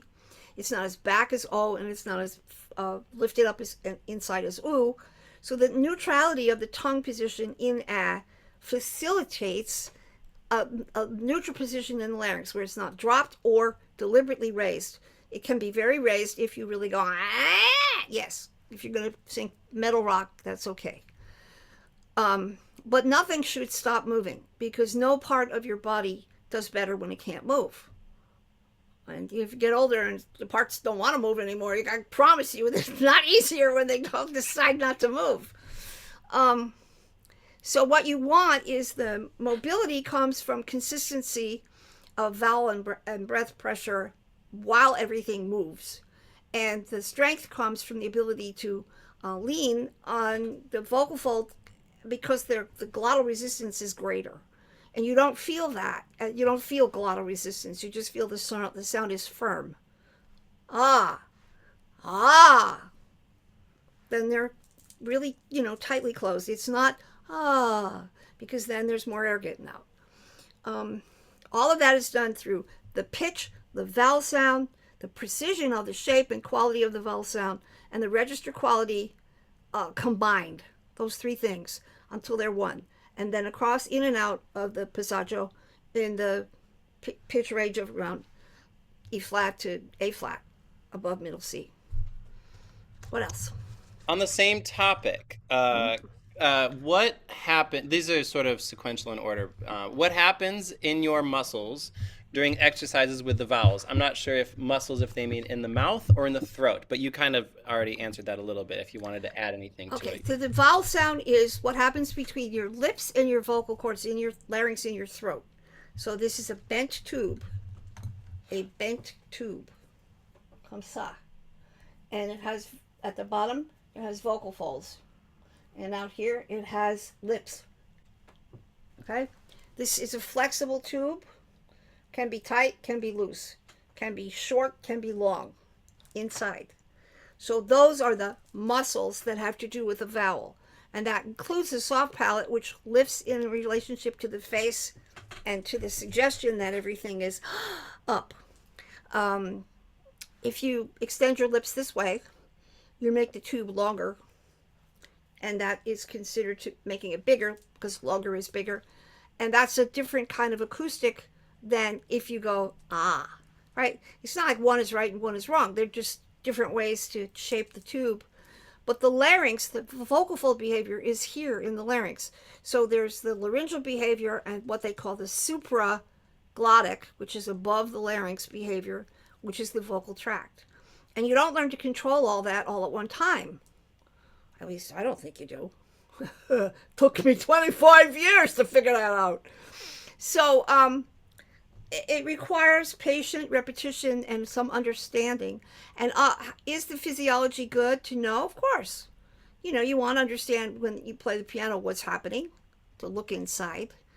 But it doesn't help you play. I mean, it's nice to know you have an engine in your car, because if it goes ka-dunk, ka-dunk, ka-dunk, you think, something's wrong with that engine. But that doesn't mean you're going to be able to fix the engine.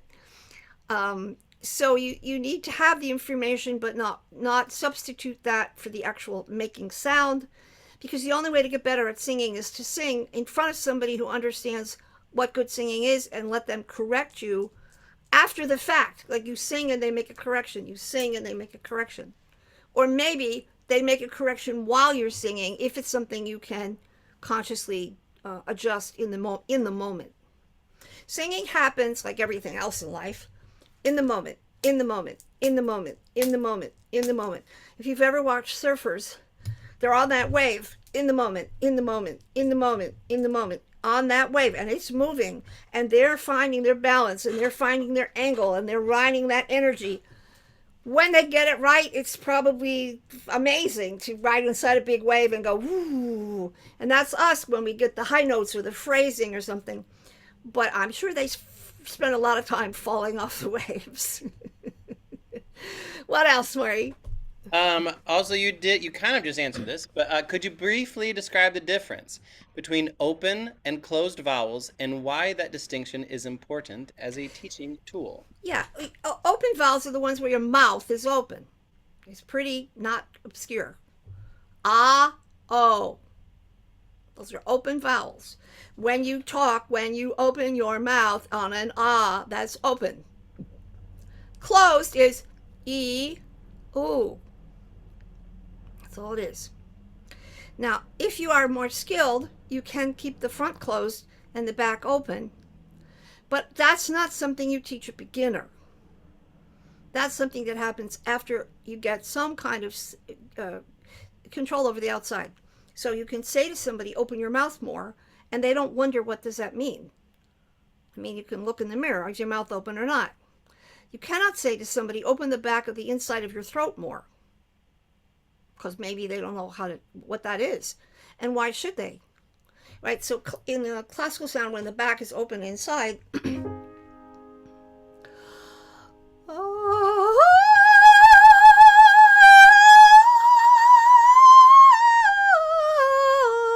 I'm not opening my mouth a lot to do that because I can stretch inside. But I didn't do that as a beginner. Forget about it, right? But if you're in chest and you have a lot more activity and everything, yeah, yeah, yeah, yeah, yeah, yeah, yeah, it's almost impossible to do that with your mouth closed. Yeah, yeah, yeah, yeah, because the acoustics of the tube don't like that. So that's where the vowel comes in. That's where the vowel interacts with you tune the vowel to the pitch. That's why I worked on the pitch matching with Meg. You have to tune the vowel to the pitch. And you can't ignore when a student has consistent pitch problems in the same place over and over and over. You can ignore when you have one little pitch problem that comes and goes until it stabilizes and takes care of itself. But otherwise, you're glossing over the source of the pitch problem, which is usually a register imbalance or a vowel sound inaccuracy in terms of shape. That's a lot to chew on, I know. I'm sorry. We got one more. All right. This was when you had Meg place her thumb in her mouth. Someone asked, is there too much vibrato here? And would you correct that knowing you want a musical theater sound? Or what are you correcting here in the interim? The vibrato got better as the registration got better and the sound got more consistent as she was able to slide. So the vibrato will calm down when there's more stability in the system and when there's a better connection to chest through the middle voice. So am I going to correct that right away? No. Are we going to take a look at the pitch accuracy? Yes, because that's another indication of the register balance and the vowel sound in interface with the pitch. Okay, so otherwise it should just take care of itself. Okay, we don't have to have straight tone just because it's music theater. That's not true, especially in light of the piazza. But that is those are variables that come as you pay more attention to the overall homogeneousness of the middle. The mechanics of singing are in the middle. If you don't understand how to make the middle work, then your high notes will suffer and your low notes won't be great.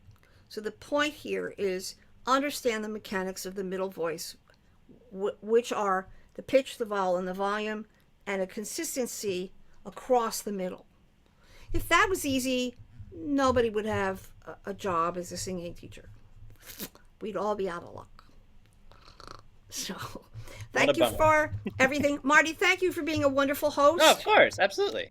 And thank you all. I saw some names here that I haven't seen in a long time, and it was so nice to see you. That I wish that I was able to, come up and give you a hug and say how nice it is to see you. Like Rachel, so cool to see you here. And I was very happy to see a few other of the students that worked with me over time. Rose, Walden, people I haven't seen in person in a long time. So thank you for coming. Thank you for watching. And thank you, Tony Cucciaroni, Becky Ocampo. So nice to see you. Please share with the John Moore. Lots of people that I am delighted to see. Please share the next set of webinars. Please talk about the Institute, even if you aren't interested in coming and you know somebody who is. Please talk about it because we count on your goodwill, word of mouth, to know that this is a serious vocal pedagogy based on science, based on classical understanding, going back to before Garcia and LoVetri. Present moment marketing demands of voice for young people who want to get out and work, and respectful collegiality, so that we are all peers. There's no hierarchy except in a piece of paper way, but not in the interaction way.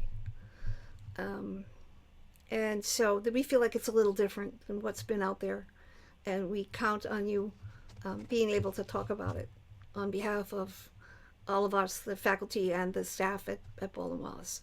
I will have another one coming up, so hopefully I'll see you then. And thank you so much. Thank you, Marty. Thank you to Meg and Yasine. Very nice singing. Lovely. Have a great whatever you have. Afternoon, evening, something. Mwah. Bye.